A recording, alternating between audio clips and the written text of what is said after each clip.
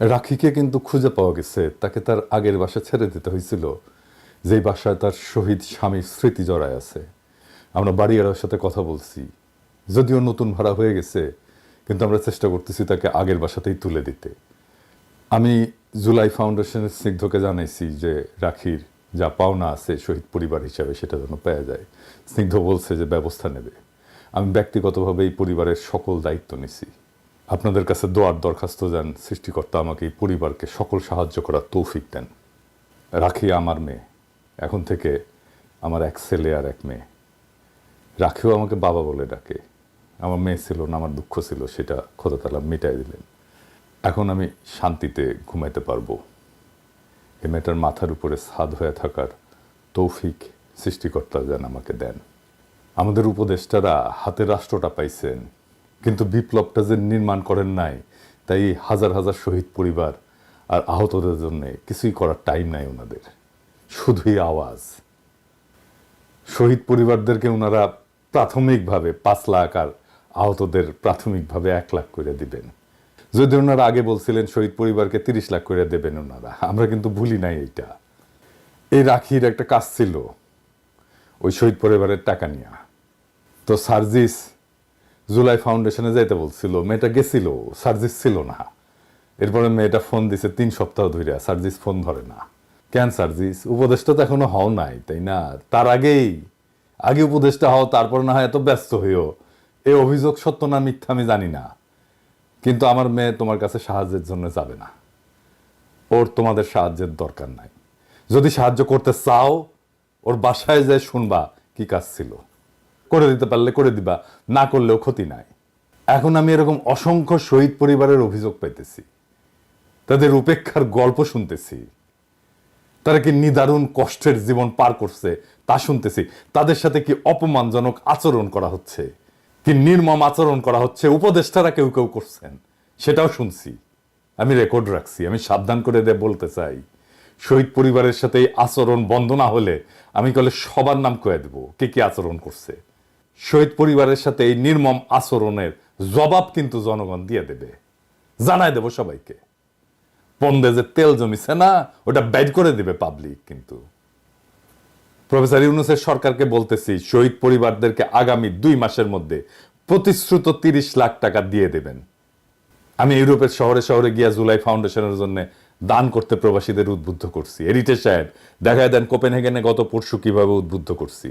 আর একটা অনুরোধ আপনাদের কাছে, আমি যখন যেখানে যাই সেখানে সবার কাছে একটা আবেদন জানাই। আপনাদের কাছেও একটা আবেদন, আমাদের জুলাই আগস্ট বিপ্লবের যারা শহীদ হয়েছে, যারা আহত হয়েছে, তাদের জন্য সরকার থেকে জুলাই ফাউন্ডেশন বলে একটা ফাউন্ডেশন গঠিত হয়েছে। আপনারা জানেন সেই জুলাই ফাউন্ডেশনের আপনাদের আজকের দিনে আপনারা যে যা পারেন দান করবেন, সরকারি ফান্ডে যাবে।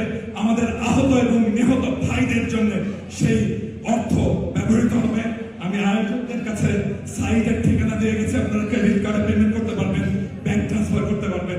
আপনাদের সবার কাছে দরখাস্ত দিয়ে গেলাম, আপনারা যে যা পারেন আজকে কিছু সাহায্য এই জুলাই ফাউন্ডেশনে করবেন। সবাইকে আবারও ধন্যবাদ।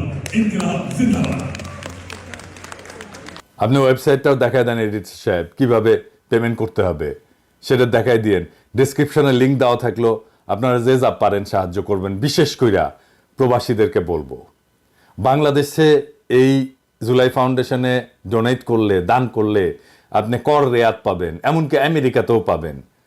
সেই জন্যে প্রবাসীদের, বিশেষ করে আমেরিকায় যারা আছেন তাদেরকে রিকোয়েস্ট করতেছি, অনুরোধ করতেছি, যে যা পারেন এখানে দেবেন। আগামী 2 মাস মানে কিন্তু জুলাই বিপ্লবের 6 মাসের বেশি সময় পার হবে, যথেষ্ট সময়। এর মধ্যে যদি না দিতে পারেন, আমি ইলিয়াসের সাথে কথা বলছি, কিন্তু আপনারা এটা না করতে পারলে আমি আর ইলিয়াস, আমাদের সেই সামর্থ্য নাই, কিন্তু আমাদের নিয়ত আছে। আমরা ওসিলা হইয়া জাতির পক্ষ থেকে শহীদ পরিবারের দায়িত্ব নেব, সব শহীদ পরিবারের। আমাদের বিশ্বাস, আমাদের খোদা তাআলা রহম করবেন, এবং একসাথে দেশবাসীকে আহ্বান জানাবো আমাদের পাশে এসে দাঁড়ানোর জন্য।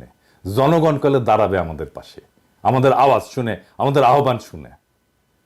ওইটুকু ভালোবাসা অর্জন করতে পারছি বলে মনে হয়। খোদা তাআলা রহম করবেন যেন আমরা এই কাজে কামিয়াব হইতে পারি। তখন কালে শহীদ পরিবার আপনাদের মুখে ভিক্ষার টাকা ছুঁড়ে ফেলে দিয়ে আসবে। যাই হোক, আজকের আলাপে আসি। আজকের আলাপ নতুন আইডিয়া নিয়া, যা দিয়া সমাজকে জাগায় তোলা যাবে।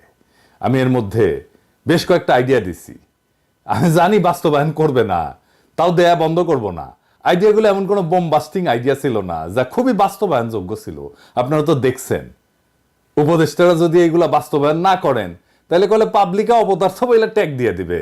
আমি যে এমনি এমনি কই না ডায়াপার পরা অপদার্থ উপদেষ্টা মন্ডলী, সেটা যে আসলেই আমি ঠিক কথা কই সেটা পাবলিক বুঝা যাবে। সেই জন্য আমি দিয়ে যাব পরিকল্পনা।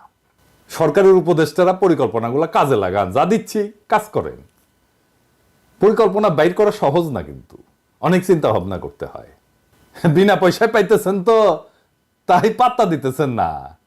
আজকে দেশের জন্য দরকার শত শত out of the box idea. দেশের মানুষের কাজ দরকার, জীবন বদলে দেওয়ার মতো বিষয় দরকার, যা সমাজকে জাগায় তুলবে। এমন পরিকল্পনা নিতে হবে যেন সমাজে এটা একটা সরাসরি প্রভাব পড়ে, কর্মসংস্থান হয়, একে অন্যের সাথে একটা সংযোগ আর সংহতি গড়ে ওঠে। এইভাবেই দেশ ঘুরে দাঁড়াইতে পারবে। কাজে ব্যস্ত হয়ে গেলে সমস্যা দূর হবে। নানা জায়গায় নানা সমস্যা হতেছে, অনৈক্যের দোষ দিতেছে। আরে কাজ দিতে হবে তো মানুষকে। মানুষের জীবনের সংকট তো দূর হয় নাই। অনেক অনেক কাজ করতে হবে আমাদের সকলকে। আশা করি আইডিয়া জেনারেশনে আমি আমার কিঞ্চিত দক্ষতার প্রমাণ রাখতে পারছি। আমি তো আইডিয়া দেবই, এটা আমার পেশা, কিন্তু আপনারাও হাত লাগান, আইডিয়া দিয়ে চমকাই দেবেন সবাইকে। আর মাথায় রাখবেন, সরকার খুব বেশি সাহায্য করতে পারবে না টাকা কড়ি দিয়া। আজকে যে আইডিয়াগুলো দিয়ে আলাপ করব, এটা মূলত স্থানীয় সরকার মন্ত্রণালয়, সমাজ কল্যাণ মন্ত্রণালয় এবং পরিবেশ মন্ত্রণালয়ের কাজ। পরিকল্পনায় যাওয়ার আগে কেন এই পরিকল্পনা, আর এই পরিকল্পনা আসলে কি ধরনের কাজ করবে, কোন কোন সমস্যার সমাধান করবে, সেটা আগে বলে নিই। এই পরিকল্পনাগুলা সবগুলা কমিউনিটি এনগেজমেন্ট বাড়াবে, মানে একে অন্যের সাথে সংযোগ, সমাজের সদস্যদের পারস্পরিক সংযোগ বাড়াবে, কর্মসংস্থান করবে, পরিচ্ছন্নতা বাড়াবে, পুষ্টি বাড়াবে, আর কমিউনিটির একটা রিসোর্স জেনারেট করবে। সেই রিসোর্সটা কি আমরা সেটা পরে দেখব। একটা না, কয়েকটা কাজ একসাথে। কে করবে কাজটা? সিটি কর্পোরেশন বা পৌরসভা। পরিকল্পনায় যাওয়ার আগে আমরা দেখে নিই কেন কমিউনিটি এনগেজমেন্ট বাড়ানো দরকার। খেয়াল করলে দেখবেন, আমাদের দেশে সোশ্যাল ইন্টারাকশন বা সামাজিক যে পারস্পরিক যোগাযোগ জায়গা খুব অল্প। এটা মসজিদে হয়, তাও তো মসজিদে সবাই যায় না। জানাজায় হয়, বিয়া, শাদী, আকিকা, এই সমস্ত জায়গায় সকালে হাঁটতে যান, এই সময় অনেকটা একটা সামাজিক সংযোগ হয়। মহিলারা বাচ্চাদেরকে স্কুলে বা কোচিংয়ে নিয়ে যাওয়ার সময় যে বসে থাকেন, ওই সময় একটা হয় সামাজিক সংযোগ। খেয়াল করলে দেখবেন বেশিরভাগ ক্ষেত্রেই বিনিময় বা এক্সচেঞ্জ হয় না। ফলে 6টা সুনির্দিষ্ট জিনিস আমরা অর্জন করতে পারি না। যেমন ধরেন তথ্যের আদান প্রদান, সম্পর্ক গঠনে সাহায্য করা, জ্ঞান এবং দক্ষতার ভাগাভাগি, অর্থনৈতিক বিনিময়, সংস্কৃতি বা ধারণার বিনিময় এবং সামাজিক সমস্যার সমাধানের ক্ষেত্র তৈরি করা। এই জিনিসগুলো হয় না। এর ফলে সমাজকে জাগায় তোলা যায় না সেইভাবে একসাথে। সামাজিক শক্তি বলে যে একটা জিনিস আছে, যা পারস্পরিক এক্সচেঞ্জের মাধ্যমে গড়ে ওঠে, সেইটার বেনিফিট আমরা নিতে পারি না। আমরা আজকের এই আইডিয়া জেনারেশনে পরিকল্পনা তৈরিতে এমন কিছু তৈরি করব যা এই সমস্যাটার মূলে গিয়ে একটা সমাধান আনবে। আসেন আল্লাহর নামে শুরু করি। 1 নাম্বার পরিকল্পনা, কমিউনিটি ভিত্তিক মানে সমাজ ভিত্তিক পাবলিক ক্লথ ক্লিনিং সার্ভিস, মানে কাপড় ধোয়ার সার্ভিস, যেখানে লোকজন কম খরচে কাপড় ধোয়া এবং শুকানোর সুবিধা পাবে। আমি হিসেব করে দেখছি যে 40 থেকে 50 লাখ টাকা খরচা হবে 10টা হাই পাওয়ার ওয়াশিং মেশিন আর 3টা ড্রায়ার যদি থাকে একটা সেন্টারে। কিভাবে হবে এটা? পাবলিক প্রাইভেট পার্টনারশিপে। এটাকে বলা হয় পিপিপি, 3টা পি। এটা আবার কি? আসেন এটা বুঝে দেখি।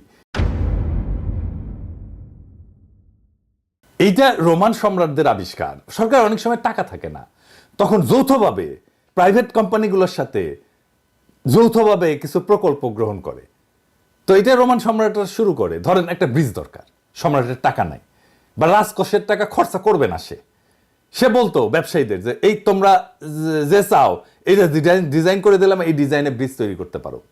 10 বছর এই রেটে টোল নিলে তোমার খরচা উঠে যাবে, আমি তোমাকে 20 বছর টোল তুলতে দেব।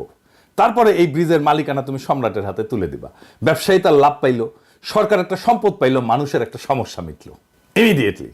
এই প্রজেক্টগুলো হবে সবগুলো প্রাইভেট পাবলিক পার্টনারশিপে। জায়গা দিবে কমিউনিটি, সমাজ জায়গা দেবে, পৌরসভা দেবে পানি আর বিদ্যুৎ, কাপড় ধোয়ার ফি নেবে প্রাইভেট কোম্পানি যারা বিনিয়োগ করবে। একটা ওয়াশিং সাইকেল এবং একটা ড্রায়ার, মানে একটা ওয়াশিং মেশিনে যতগুলা কাপড় আপনি ঢুকাইতে পারবেন ততগুলা, এবং একটা ড্রাইং মেশিনে যতগুলো কাপড় আপনি ঢুকাইতে পারবেন, সেটা যদি 30 থেকে 50 টাকা হয় তাহলে সেটা সহনীয় হবে আমার হিসাবে। মেশিনের নাম্বার থাকবে, কাপড় মেশিনে ঢুকাই দিয়া মেশিনের নির্দিষ্ট মেশিনের নাম্বার চালুর জন্য নিজেই পেমেন্ট করতে পারবে এই সুইচ বক্সে, তাহলে মেশিন চালু হয়ে যাবে। ইনফ্যাক্ট এইভাবে কোনো লোক রাখারও দরকার নাই, তবে আমাদের সবাই এইভাবে মেশিন চালাইতে পারবে না, তাই 1 বা 2 জন রাখতে হবে, সকাল থেকে সন্ধ্যা পর্যন্ত 2 শিফটে চলবে আর কি, মানে 16 ঘন্টা চলবে, 2 জন এটা চালাইতে পারবে। লাভ কি হবে? পরিচ্ছন্ন পোশাক পরবে সবাই, কাপড় ধোয়ার খরচ কমবে, কাপড় ধোয়ার সময় বাঁচবে, কাপড় ধোয়ার অপেক্ষার সময় অন্য কাজ করতে পারবে, সে বসে বসে অনেক কাজ করতে পারবে, সে সেলাই করতে পারবে, সে উল বুনতে পারবে, নানা কিছু করতে পারবে, গল্প করতে পারবে। এটা একটা কমিউনিটি এনগেজমেন্টের জায়গা হবে, পারস্পরিক যোগাযোগের একটা জায়গা হবে। কাপড়ের স্থায়িত্ব বাড়বে, কিন্তু কাপড় শুকানোর জন্য দড়ি টানানোর দরকার পড়বে না, স্পেস বাঁচবে, কর্মসংস্থান হবে কিছু লোকের। এইটা পাইলট হিসেবে করা যায় কি ইউনিভার্সিটির হলগুলোতে, কারণ ইউনিভার্সিটি হলগুলো ছাত্রদের টাকা থাকে, ওরা এডুকেটেড, ওরা জানবে মেশিনপত্র কিভাবে চালাইতে হয়, এবং ওদের কাপড় ধোয়ার দরকার পড়ে। তো এটা একটা আলাদা সুবিধা হবে ইউনিভার্সিটিগুলোতে আগে করলে। এই ছেলেমেয়েরা কমিউনিটিতে যা এই কাজ কিভাবে হয়েছে সেই জ্ঞান কাজে লাগাইতে পারবে, ট্রেন করতে পারবে মানুষকে যে এটা এইভাবে ইউজ করতে হয়। আর কি পরিকল্পনা? দ্বিতীয় পরিকল্পনা, কমিউনিটি কিচেন শেয়ারিং সার্ভিস, মানে কমিউনিটির মধ্যে যারা রান্নার জায়গা পায় না বা ছোট খাবারের ব্যবসা করতে চায় তাদের জন্য শেয়ার্ড কিচেনের ব্যবস্থা।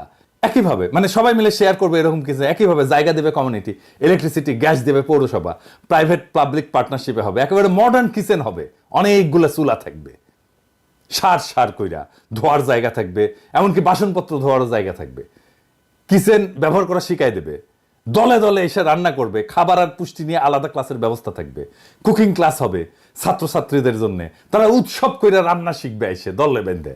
কয়েকটা পরিবার চাইলে একসাথে রান্না করতে পারে, তাতে কিন্তু একসাথে রান্না করলে কিন্তু খরচা কমে, একটা বরকত বাড়ে, পুষ্টিকর এবং পরিচ্ছন্ন রান্না হবে, দ্রুত রান্না হবে, খরচা কমবে, কমিউনিটি এনগেজমেন্ট হবে। 3 নাম্বার আইডিয়া, এই যে আমরা যে বর্জ্য তৈরি করি, যেগুলো ফেলাই দিই, এইগুলো খুব গুরুত্বপূর্ণ জিনিস, এগুলো দামি জিনিস, এবং বর্জ্যের মালিক কিন্তু আপনার কমিউনিটি। এই বর্জ্য থেকে বিদ্যুৎ উৎপাদনের আমরা একটা পরিকল্পনা করতে পারি। কমিউনিটির যে কঠিন বর্জ্য, যেমন রান্নার বর্জ্য, জৈব বর্জ্য মানে হাগামতা ইত্যাদি, এবং কিছু অজৈব বর্জ্য, এগুলো থেকে বিদ্যুৎ উৎপাদন করা এবং পরিবেশ বান্ধব কম্পোস্ট সার তৈরি করে একটা সার্কুলার ইকোনমি প্রতিষ্ঠা করতে পারি। মানে আমি বর্জ্য তৈরি করলাম, সেটা দিয়ে আমি বিদ্যুৎ তৈরি করলাম, সেটা দিয়ে কম্পোস্ট সার তৈরি করলাম, মানে একইভাবে ঘুরতে থাকলো, আবার ওইখান থেকে বিদ্যুৎ, আবার ওইখান থেকে বর্জ্য, আবার ওইখান থেকে কম্পোস্ট সার, এটা চলতে থাকবে। এটাকে বলা হয় সার্কুলার ইকোনমি। প্রত্যেকটা বাড়ি ব্যবসায়িক প্রতিষ্ঠান থেকে বর্জ্য আলাদা কইরা জৈব এবং অজৈব সংগ্রহ করা হবে, কাঁচ, প্লাস্টিক এবং ধাতু এগুলো পুনর্ব্যবহারের জন্য আলাদা করা হবে, রিসাইকেল করার জন্য। একটা বায়োগ্যাস প্ল্যান্ট থাকবে, জৈব বর্জ্য দিয়ে বায়োগ্যাস তৈরি হবে। আর একটা কম্পোস্টিং ইউনিট থাকবে, মানে যেখানে সার তৈরি হবে, জৈব সার। বায়োগ্যাস উৎপাদনের পরে যে স্লারি বলে যেটা থেকে যায়, সেটা দিয়ে উন্নত মানের কম্পোস্ট সার তৈরি করা যাবে।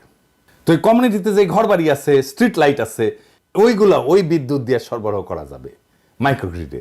এই প্রকল্প থেকে সম্ভাব্য বিদ্যুৎ উৎপাদন কত হইতে পারে আমি একটা হিসাব করছি।